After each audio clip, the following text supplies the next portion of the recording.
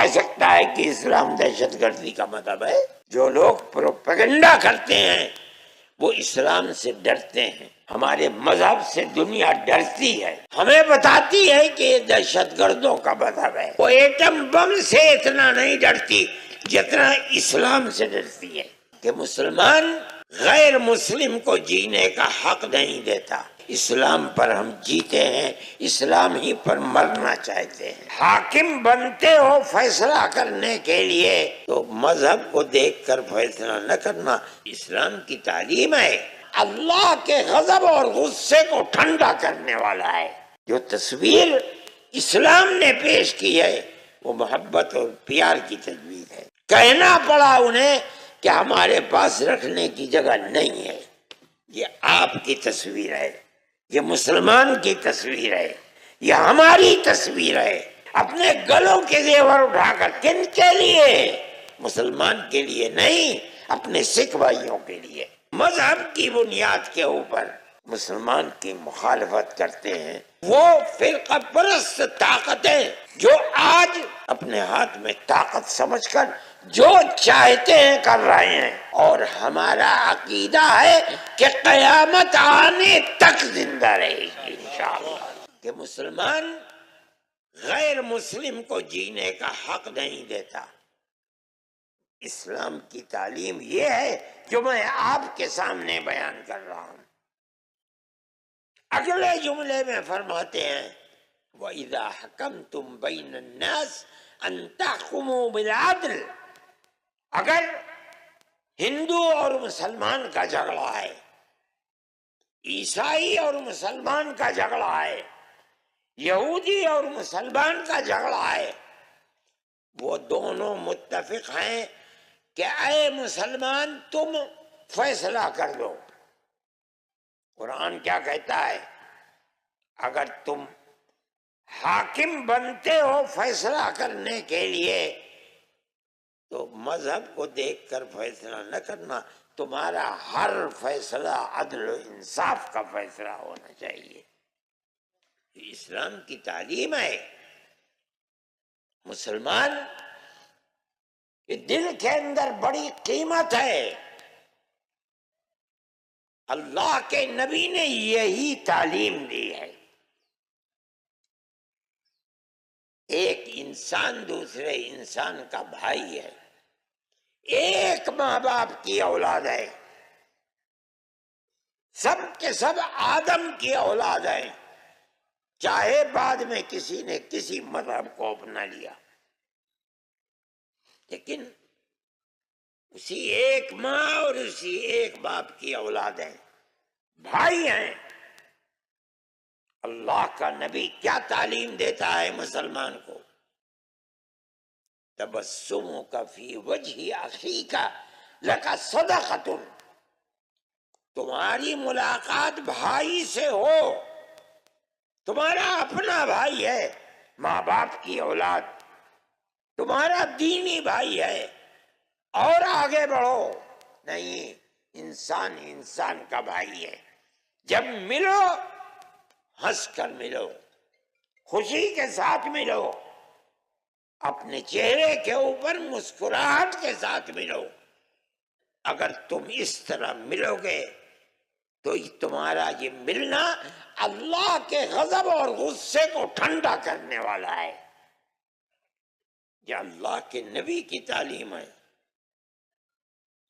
پھر فرماتے ہیں ارشادک الرجل فی الطریق لک صدقۃ، اگر کوئی بھائی، کوئی انسان، ہندو، کوئی مذہب، کسی بھی مذہب کا ماننے والا، ارشادک الرجل فی ارض الضلال، اسے راستہ نہیں مل رہا ہے، اسٹیشن کدھر ہے، بس اسٹینڈ کہاں ہے، مسجد کہاں ہے، گردوارہ کہاں ہے، مندر کہاں ہے، اگر تو اس کو راستہ اس کی جگہ کا بتا دیتا ہے، یہ بھی خدا کے غضب کو ٹھنڈا کرتا ہے۔ اس سے کوئی بحث نہیں ہے کون ہو. فرماتے ہیں اماطتک الحجر والشوک والعظم لک صدقۃ. راستے میں لوہا پڑا ہوا ہے، شیشہ پڑا ہوا ہے، کیل پڑی ہوئی ہے، راستے پر ہر آدمی چلتا ہے، مسلمان چلتا ہے، ہندو چلتا ہے، سکھ چلتا ہے، تیرا اپنا چلتا ہے، تیرا پرایا چلتا ہے. اللہ کا نبی فرماتا ہے اگر تو نے اس چیز کو ہٹا کر ایک طرف پھینک دیا تاکہ کسی چلنے والے کو نقصان نہ پہنچے، اللہ کا غضب اس پر بھی ٹھنڈا ہوتا ہے. یہ ارشاد، یہ تعلیم ہے اللہ کے نبی کی، یہ مسلمان کے اسلام کی تعلیم ہے. فرمایا افراغ کا من دلوی کا فی دلوی اخیک لک صدقۃ. تو اگر کنویں سے پانی نکال رہا ہے، تیرے پیچھے کوئی اور کھڑا ہے، تو پانی نکال کر اپنے برتن کو بھرنے سے پہلے دوسرے کا برتن بھر دے، مت اس پر بھی خدا کا غضب ٹھنڈا ہوتا ہے. یہ اسلام کی تعلیم ہے. کون کہہ سکتا ہے کہ اسلام دہشت گردی کا مذہب ہے؟ جمعیت علماء اسی تعلیم کو دیتی ہے. جو لوگ پروپیگنڈا کرتے ہیں وہ اسلام سے ڈرتے ہیں، اس کی تصویر کو خراب کرنا چاہتے ہیں. نہیں، جو تصویر اسلام نے پیش کی ہے وہ محبت اور پیار کی تصویر ہے. مسلمان اس کے اوپر قائم ہے. جمعیت علماء اس چیز کو لے کر چلتی ہے. ابھی پنجاب کے اندر طوفان آیا، کروڑوں کروڑ کی آبادی پنجاب میں، کشمیر میں، جموں میں، ہماچل کے اندر برباد ہو گئی. جمعیت علماء نے ایک صرف اپیل کی، ایک اپیل. ہم نے مسلمانوں سے کہا کہ نکلو اور اپنے بھائیوں کی مدد کرو. میں آپ کو مبارکباد دیتا ہوں، آپ نے پورے ہریانہ میں وہاں سے لے کر یہاں تک ہزاروں ٹرک بھر کر کے بھیج دیے. اس کی مثال نہیں ملتی کہیں. مسلمان نہیں تھے، یہ ہندو تھے، سکھ تھے، برباد ہو گئے تھے. اتنا سامان بھیجا، اتنا سامان آپ لوگوں نے بھیجا. کہنا پڑا انہیں کہ ہمارے پاس رکھنے کی جگہ نہیں ہے. یہ آپ کی تصویر ہے، یہ مسلمان کی تصویر ہے، یہ ہماری تصویر ہے. ملک کا اقتدار ہمارے پاس نہیں ہے. جن لوگوں کے پاس اقتدار تھا وہ بیٹھے رہے اپنے بغلوں کے اندر. عورتوں نے اپنے کان کے زیورات نکال کر دے دیے، اپنے گلوں کے زیور اٹھا کر. کن کے لیے؟ مسلمان کے لیے نہیں، اپنے سکھ بھائیوں کے لیے. یہ اسلام کی تصویر ہے. جمعیت علماء کا یہ کام ہے.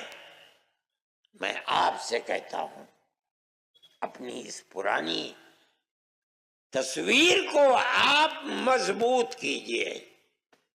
جہاں ہیں آپ، اپنے شہر میں ہیں، اپنے قصبے میں ہیں، اپنے گاؤں میں ہیں، اپنی دکان میں ہیں، اپنے کھیت میں ہیں، پیار و محبت کے اس چراغ کو بجھنے نہ دیں. اور اگر بجھے گا خدا نہ خواستہ تو ملک کا نقصان ہوگا اور ہماری بدقسمتی ہوگی. میرے بھائی، آپ پیار و محبت کے اس چراغ کو بجھنے نہ دیجیے. چاہے کوئی ہو آپ کے سامنے، ہندو ہو، مسلمان ہو، سکھ ہو، پارسی ہو، عیسائی ہو، آپ کا فرض ہے کہ آپ پیار و محبت کی زندگی گزاریں.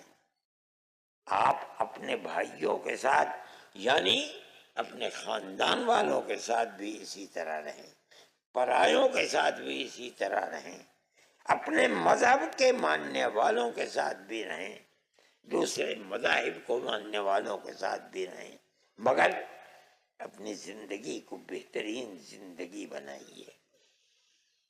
ان لوگوں کی طرح اپنے آپ کو برباد نہ کیجیے جو مذہب کی بنیاد کے اوپر مسلمان کی مخالفت کرتے ہیں اور بربادی کے لیے چل رہے ہیں۔ میں یہ سمجھتا ہوں کہ وہ جو کچھ کر رہے ہیں ان کو اپنے ملک سے محبت نہیں ہے، نہ وہ اپنے ملک کی تاریخ کو جانتے ہیں۔ آج اگر ان کے ہاتھ میں طاقت ہے تو اس طاقت کا کوئی ٹھکانہ نہیں ہے، نہ اس کی کوئی زمین ہے، یہ تو آتی رہتی ہے، جاتی رہتی ہے۔ ملک کے اندر اقتدار آتا رہتا ہے، جاتا رہتا ہے۔ وہ فرقہ پرست طاقتیں جو آج اپنے ہاتھ میں طاقت سمجھ کر جو چاہتے ہیں کر رہے ہیں، یہ سمجھنا کہ رہتی دنیا تک یہ طاقت ان کے ہاتھ میں رکی رہے گی، اس کا مطلب ہے کہ وہ پاگل ہیں، دیوانے ہیں، دنیا کی تاریخ کو نہیں جانتے۔ لیکن پیار و محبت کی یہ تاریخ اور اسلام کی یہ تاریخ 1300 1400 سال سے زندہ ہے، اور ہمارا عقیدہ ہے کہ قیامت آنے تک زندہ رہے گی انشاءاللہ۔ جب تک اس روح زمین کے اوپر کوئی ایک آدمی بھی اللہ اللہ کہہ رہا ہے، حضرت محمد صلی اللہ علیہ وسلم کی اطاعت کر رہا ہے، ان کے دین کو مان رہا ہے، مسجدوں کو آباد رکھ رہا ہے، امانت و دیانت کا معاملہ کر رہا ہے، جب تک ہے قیامت نہیں آئے گی۔